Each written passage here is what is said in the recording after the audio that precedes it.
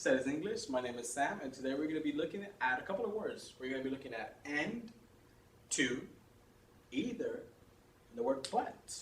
Okay? So the word and to, we can use them together when you want to combine two sentences or two statements that are positive that agree with each other. Like, I can say, I like lemonade. Okay. So I like lemonade. That's one of my statements, right? Then I can also say, Viviana likes lemonade. So what is the thing that they come to agreement is that I like lemonade and Viviana likes lemonade, right? So how can we combine them to make one sentence? Well, we can take my first statement, I like lemonade, and Viviana likes lemonade too. Okay, so there we go. So you can say, I like lemonade, and Viviana likes lemonade too. Now, if you look at this sentence, it's a little bit redundant, but it works. It's correct. If you don't want to be so redundant, you can just say, I like lemonade, and Viviana does. We need the auxiliary does because we're speaking about Viviana, which is she. Viviana does too.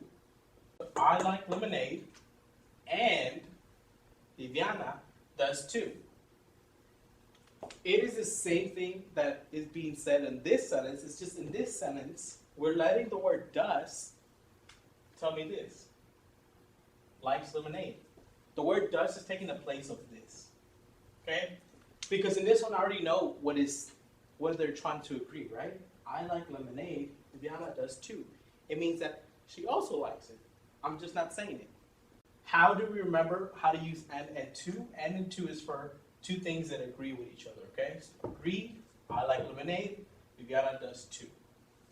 What about if it's two things that agree with each other, but they happen to be negative, okay? So we can say, or we will use the words and. And now, let's look at this word.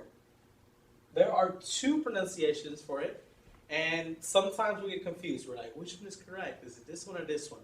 Well, they are both correct. It depends on how you feel comfortable saying it. If you feel like one pronunciation sounds better than the other, then go with that one. I personally interchange. I use both, okay? So this word is pronounced either or either, and they're both correct, okay? But like I said, it's up to you. If you feel comfortable saying either, say either. If you feel comfortable saying either, then say either. Okay? So let's make an example. And like I said, it's two negative examples that agree with each other. I don't, or I do not like pickles. Yeah. Okay? I do not like pickles, or I don't like pickles, okay? Viviana does not, okay, we need to use our auxiliary. So Viviana does not like pickles. Good, okay? So what is the negative agreement that we have here? Okay? Do not like pickles, right? She does not like pickles. So we can see that we both do not like pickles, right? So how can we combine them? Well, I can say, I don't like, or if you want to say do not, it's perfectly fine. So I don't, or I do not like pickles, and Viviana doesn't like pickles either. So I don't like pickles, and Viviana doesn't like pickles either. So we look at this sentence, and like I said, it's very long and it's a little bit redundant. Redundant means that it repeats itself, right? How can we say this without saying so much, but having the same definition? We can say, I don't like pickles, and Viviana doesn't either. And that is it. Look at that. Same sentence, we just don't have to say the whole thing anymore, okay? Because I'm saying the same thing. I don't like pickles, and Viviana doesn't either. Doesn't either is letting me know that she doesn't also like pickles, just like me, okay? Now, there is one word that stands alone by itself, and that is the word but. And the word but is used as an exception, okay? What do I mean by an exception? It's if you have something that's positive, and then you introduce an exception, okay? Like I can say, let's say, I like soda, and then let's introduce an exception. Viviana does not like soda. Remember, you want to use your auxiliary because we're introducing the negation, and the auxiliary does belong to Viviana or she.